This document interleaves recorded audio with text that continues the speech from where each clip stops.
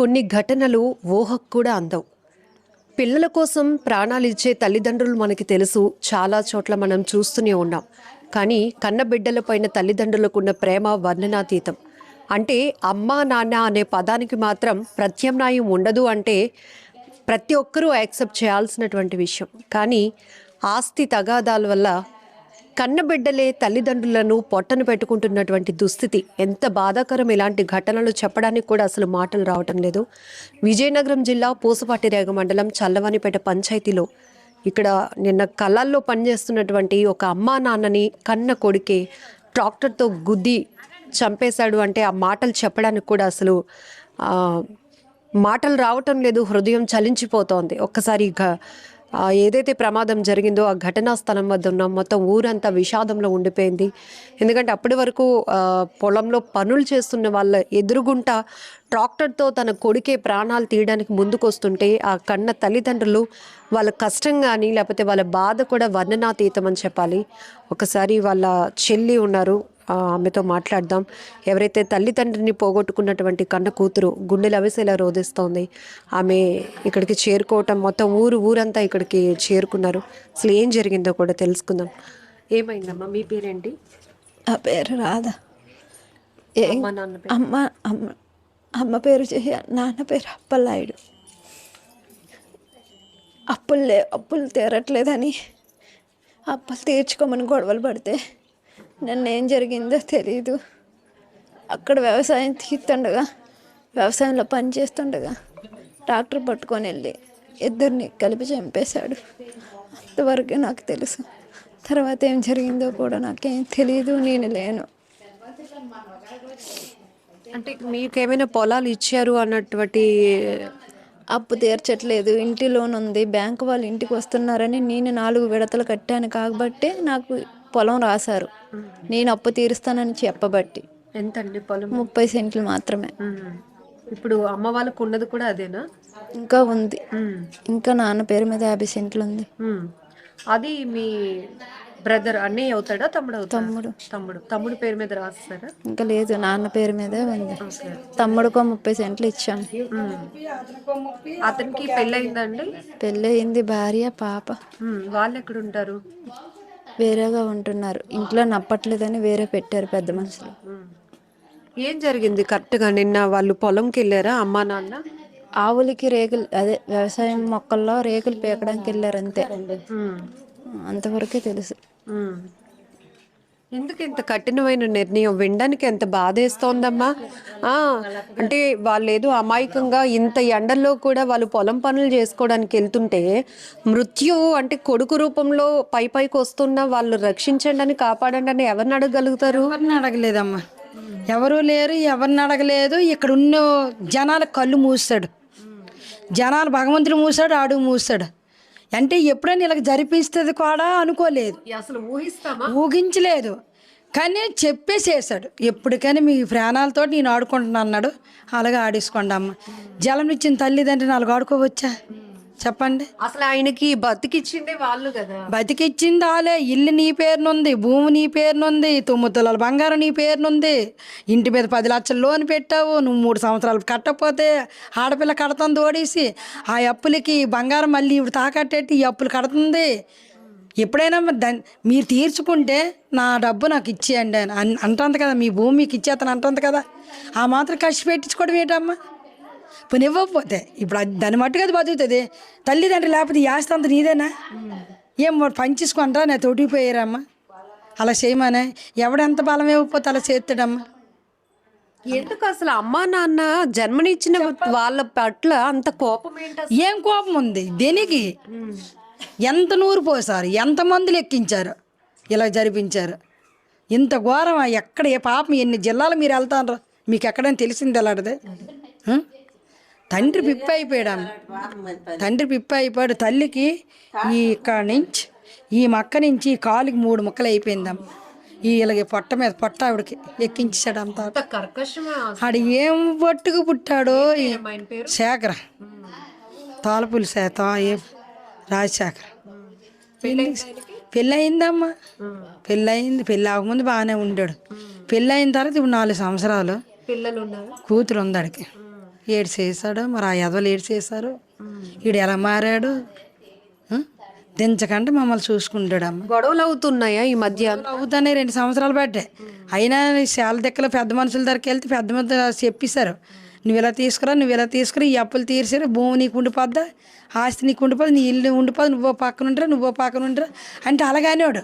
ఇంటికి వచ్చాక మరి ఆవిడ ఏమనిదో తెలియదు, నేనై అప్పులు తీర్చు, నేనై ఇవేవి చేయనని పట్టడా బయలుదేరాడు. ఇప్పుడు ఈ ఆస్తులంతా తండ్రివే కదా? తండ్రే సంపాదించి ఎంత కష్టపడి ఎంత సంపాదించింది పిల్లలు. తల్లిదండ్రి అతని తల్లిదండ్రి కూడా ఇవ్వలేదు, ఇతని కష్టాన్ని సంపాదించాడు ఆస్తి. మరి ఇది నీకే కదా ఇస్తాం, ఆడపిల్ల ఉడుకుని వెళ్ళిపోద్దేటమ్మా.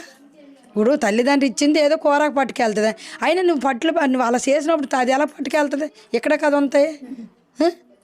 ఈ భూమి నీకే ఉంది, ఎంత ఈవిడ 30, ఆడికి 30, వీళ్ళ ధర 50, ఎంత అయింది? ఎకరము 10 సెంట్లు. ఎకరం 10 సెంట్లు నీ చేతిలోనే ఉంటుంది. ఈ ఇల్లు నీకే ఉంటుంది, బాబు పాప అంతే ఇద్దరే. ఈ ఇల్లు నీ దగ్గరే ఉంటుంది. మరి అలా చూసుకుంటే నీదంతా ఇది నీకే కదా. ఆ బంగారం 9 తులాలు ఎంత పెట్టావు, అది నీ దగ్గరే కదా ఉంది. ఓపు పట్టిపోయాడు అమ్మ, ఎప్పుడు పడితే అప్పుడే కొడిచాడమ్మ. వాళ్ళ అత్తోరు తాళీకోళ్ళి 20 మంది వాళ్ళ మామల్ని బామ్మర్దులు జగిలోళ్ళు తీసుకొచ్చి ఇంట్లో కొట్టాడు తల్లిదండ్రిని. వాళ్ళు కొడుతుంటే ఒక్కడెక్కడ అడగలేదమ్మ, ఒక ఆడదే కానీ ఒక మగోడు కానీ. ఎన్ని గంటలు అప్పుడమ్మా పొలంలో అయింది? నిన్న 4 గంటలుగా జరిగిందిరా, మాకు 4:30కి ఉన్నారా. తాటరు గీపి అదే ఎక్కువ ఏదో పెంచి గ్రేజ్ పెట్టడం, తాటరు ఎవడో దునుకుంటా అనేసుకున్నారట. అందరూ పొలాల్లోనే ఉన్నారు, ఎన్ని ఎత్తుకున్నోళ్ళు, ఈర్చుకున్నోళ్ళు, చేసుకున్నోళ్ళు అందరూ ఉన్నారు. ఆ గ్రీ పెట్టడము బాబు అన్నది వినపడలేదు, అమ్మ అనేది వినపడలేదు. వీళ్ళు పరిగెట్టింది కనబడలేదు. జొన్న చేనులను పరిగెడుతుంటే చేను తిప్పలు పెట్టి బొంగరం సినిమాలో జరిగినట్టుగా ఆ రాజస్థానం జరిగిన ఏరియా ఇది అక్కడ చూపించాడురా. ఇది ఎంత మరి కళ నిజమా? ఎంటాడి తండ్రి ఎంటాడి ఈ రోడ్డు గట్టొట్టుకొని ఎక్కిపోతుంటే అదేదో మోత్తోటి ఇలా లాక్కొచ్చి మొత్తం ఇదేవి లేవు, పళ్ళు లేవు, ఈ కన్ను లేదు, ఈ ముక్కు లేదు, ఈ ఎక్కించాడు. పోలీసులు వచ్చి ఎక్కదీశారమ్మ. అంత ఘోరం ఓడేం చేసుకోండి అమ్మ. ఇన్ని రాజ్యాలు తిరిగాడు, మీకు ఎక్కడైనా చూసుకోలేదా? ఒక్కడ కళ్ళు మూసేసాడు, ఒక్కడైనా అడగలేదా అమ్మా? ఫోన్ గొడవ ఉంటే గొడవ ఆడుతా అంటే వాళ్ళకి వెళ్ళారని ఈ 4 రోజులు బట్టి గొడవే లేదు వాళ్ళ ఇంట్లో. ఇలాంటి చెత్త పని చేస్తే తర్వాత నన్ను లోకం గాని ఊరు గాని ఎలా చూస్తారో అని ఆలోచన కూడా లేదే. స్టేషన్కి వెళ్ళిపోయాడటమ్మ. రాత్రి 10 గంటలకు వీళ్ళు తీసుకెళ్ళిపోతే స్టేషన్కి వెళ్ళి కూర్చోండట. కూర్చుని ఎలా ఉంచుతారమ్మా అన్ని? టీవీలకి వెళ్ళిపోయి, లైన్లకి వెళ్ళిపోయి, ఫోన్లకి వెళ్ళిపోయి, సెల్లలకి వెళ్ళి ఇవన్నీ చూసి అన్ని ఉంచుతారా? ఎంత వయసు ఉంటుంది రాజశేఖర్? 25, 28. అసలు ఇంకా బోల్డ్ ఫ్యూచర్ ఉంది అతనికి, ఉంది. తల్లిదండ్రులు బాగా చూసుకుంటే వాళ్ళు సంపాదించిందంతా కూడా అతనికి మారిదిరా. నా చెల్లెలు నా మారిదే, నాకే ఇంకా ఉన్నాను. మరి వాళ్ళు ఎలాగుంటారా? తను చేసిన పనికి ఇప్పుడు ఎంతమంది నష్టపోయారు, ఎంతమంది. తోడలేకని చేశాడమ్మా. మాకు తండ్రి లేరు, మా ముగ్గురు అప్ప చెల్లెలమే శుభ్రంగా పొందామమ్మా. మా తోడు తీసాడే, మా జట్టు ఎలుగొట్టాడే నాయమ్మా. మీరేమవుతారమ్మా? మా పెద్దనాన్న కూతురమ్మ. అలా నాన్న పెద్దోడు, మా నాన్న చిన్నాడు. అసలు వినడానికి ఎంత భయంగా ఉంది. భయంకరం నైట్ పిల్లలు సాయంత్రం కబురు తెలియగానే మాకే మనసదకలాగా అయిపోయిందమ్మ. చాలా కష్టపడేది ఆవిడికి పెద్ద కష్టపడరు కానీ ఈవిడ మాత్రం ఒక టైం అప్పుడు ఇదే ఇల్లులో చాలా ఒక పక్క ఆవులు, ఎడ్లు, ఒక పక్క ఆవులు ఉండరు. అలా కష్టపడి పిల్లలు పెంచి, పిల్లలు పెద్దోళ్ళు చేసి, పిల్లలకు పెళ్లి చేసి ఈ ఇల్లు కట్టి వాళ్ళ అత్తమ్మ ఇచ్చింది ఏమి లేదు, వాళ్ళు సంపాదించింది, వాళ్ళిద్దరు భర్త భార్యలు సంపాదించింది. ఎండనక వాననక తిండి తిప్పలు మాని సంపాదించారమ్మ. ఇచ్చినంతకి వాళ్ళ అత్త మామ ఏం చేశారో మరి అబ్బాయికి. అంతకుముందు బాగానే ఉండేవాడు, ఆ అమ్మాయిని చేశారో తల్లిదండ్రి టార్చర్ పెట్టాడు. కుట్టోడు ఎప్పుడు పెడితే అప్పుడే కుట్టేవాడట. అవి కుట్టినా వాళ్ళు అలాగే భరించి బాధపడారు కానీ వీళ్ళు అడగడానికి వచ్చినా వాళ్ళు అడగనిచ్చారు కాదట. ఏమైపోతాడో, ఆడేట అయిపోతాడో, ఏదో అయిపోతే మళ్ళీ మాకెవరంతారమ్మా, ఆడ అంతడో కుడితే కొడతాడు, అన్ని బయట పెట్టకూడదు అనేసి తల్లిదండ్రులు అన్నిటి అన్నిచ్చారు కాదు. పిల్లల్ని ఏదైనా అయిపోతాడని భయం కోల్ది అన్నిటి అన్నిచ్చారు కాదు. అలా అది కూడా ఆడి మనసులో నిదామనేది. ఎంత దీనికి దారుణంగా ఆడి మనసు ఎలాగొచ్చింది. అలా ఆవిడ ఊర్లో ఏరో ఇంట్లో ఉన్నారు వాళ్ళు. ఆవిడని తీసుకుని వెళ్ళి మరి ఎక్కడ పెట్టేశాడు ఆవిడని ఏం సాధిద్దామని అసలు తీసుకోండి. అతను అంటే చిన్న వయసు 27 సంవత్సరాల వయసులో అసలు ఆ పిల్లడికి ఆ టైంలో అసలు వాళ్ళ అమ్మ నాన్న అసలు గుర్తు రాలేదో ఏటో అసలు నాకు అర్థం అవ్వట్లేదు. వాళ్ళ అమ్మ నాన్న పెంచి పెద్ద చేసింది ఎందుకనండి, పెంచి పెద్ద చేసుకుంటూ పిల్లల్ని ఇలాంటి వాళ్ళు చూస్తే పిల్లల్ని కనాలి భయం వేస్తుంది కదా. అంత దారుణమా? దారుణంగా మరి అంత దారుణం ఎక్కడైనా ఉందమ్మా. ఏ భూములు అమ్ముకోలేదమ్మా, ఏ పొట్లు అమ్ముకోలేదమ్మా. పాపకి రాశారమ్మా. పాప అయినా రాసి ఇవ్వలేదు. పాప ఈ అప్పులు కట్టిన దానికి ఆమెకి రాపించాడు. ఆవిడ కూడా భర్త లేదు. భర్త లేడమ్మా, తండ్రి ఒక్క లేదేటమ్మా. తండ్రి ఒక్క లేదా? ఎందుకు ఉండదు? తాత అమ్మమ్మ పిల్లలు చూసే వాళ్ళ కష్టం వాళ్ళ కష్టం. రాసుకుంటారు. కూతురికి బోల్డ్ చట్టాలు ఉన్నాయి. సగం భూమి కోసం చంపేస్తారా? రాసిచ్చలేదు కదా. లేదు కదా, లేదు లేదు. రాసిచ్చిన పూర్తిగా రాసిచ్చిన తల్లిదండ్రులకు అధికారం ఉంది. కొడుకు చూసినప్పుడు ఎవరు ఇల్లు చేసుకోండి రిజిస్ట్రేషన్ 30 సెంట్లు 5 లక్షల కొన్ని భూము. ఆడు 30 సెంట్లు ఆడికి రైతు బజార్ డబ్బులు పడతాయని తండ్రి చేయించాడు, ఎక్కించాడు. ఆడుకున్నాం కూతురికి ఆపింస్తే చంపుతావా? ఆడిని చంపాలా?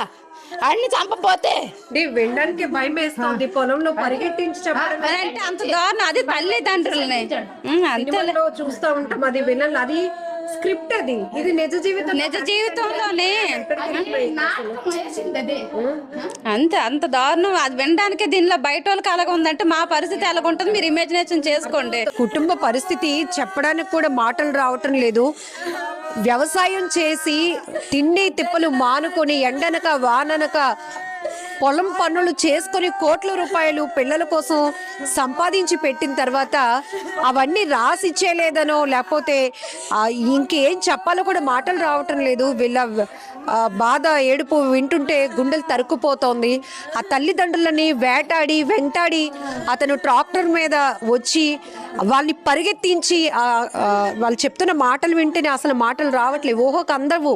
కొన్ని నేరాలు చూస్తుంటే ఎటెళ్ళిపోతోంది సమాజం అనిపిస్తోంది. ట్రాక్టర్ వేసుకొని వచ్చి పొలాలంటే ఆయన్ని తిప్పి తల్లి తండ్రి నాన్న వద్దు, నాన్న కొడుక వద్దు అని బతిమలాడుతున్నా కూడా వినకుండా ఆయన అలా ట్రాక్టర్తో తొక్కించి చంపేశాడు అంటే చాలా భయమేస్తోంది. ఇలాంటి ఘటనలు విన్నప్పుడు చాలా దారుణం.